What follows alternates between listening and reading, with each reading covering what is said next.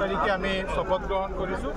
আৰু তাৰ পিছত আমি আমাৰ কাৰ্যালয়ত এই দপ্তৰ মাননীয় মুখ্যমন্ত্ৰী ডক্টৰ হিমন্ত বিশ্ব শৰ্মা ডাঙৰীয়া আমাক বণ্টন কৰিছিলে। এই দপ্তৰত আমি দায়িত্বভাৰ গ্ৰহণ কৰিছোঁ আৰু গ্ৰহণ কৰাৰ পিছত আজি আমি আমাৰ গৃহ জিলাত মই আৰু আমাৰ সতীৰ্থ মন্ত্ৰী কৃষ্ণেন্দু পাল ডাঙৰীয়া একেলগে আমি আহিছোঁ। ইয়াত চৰকাৰী অনুষ্ঠান আছে, দলীয় অনুষ্ঠান আছে, এইবিলাক কৰাৰ কাৰণে আমি আহিছোঁ এবং যোৱা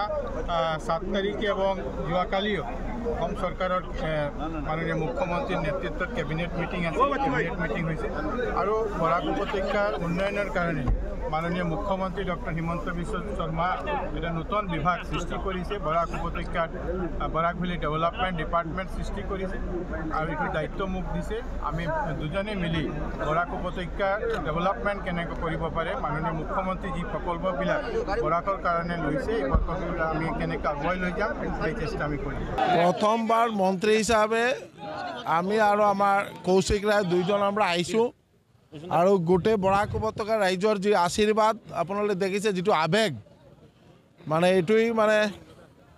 খুব ভাল লাগিছে যে গোটেই বৰাক উপত্যকাৰ সব ৰাইজ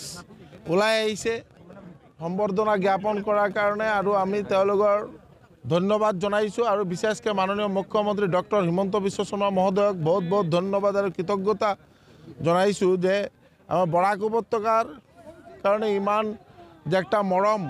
ইমান যে একটা মানে প্ৰেম মাননীয় মুখ্যমন্ত্ৰী মহোদয়ৰ যে সদায় বৰাক উপত্যকাৰ ডেভেলপমেণ্ট, বৰাক উপত্যকাৰ উন্নয়ন আৰু বৰাক উপত্যকা উন্নয়নৰ কাৰণে একটা সেপাৰেট মন্ত্ৰণালয় কৰা হৈছে, যেটো দায়িত্ব মাননীয় মন্ত্ৰী কৌশিক ৰায় মহোদয়ক দিয়া হৈছে। আৰু আমি কৌশিক ৰায় গোটেই আমৰা দুই মন্ত্ৰী একেলগে কাম কৰিম যাতে বৰাক উপত্যকা গোটেই অসমৰ ৰাইজৰ উদ্দেশ্যে যাতে ভালকৈ কাম কৰি যাব পাৰোঁ, গোটেই অসম যাতে এটা উন্নতিৰ এটা চৰম শিখৰে যাই পৌঁছি পায়। এইটোৰ কাৰণে আমাৰ মাননীয় মুখ্যমন্ত্ৰী মহোদয়ৰ যিটো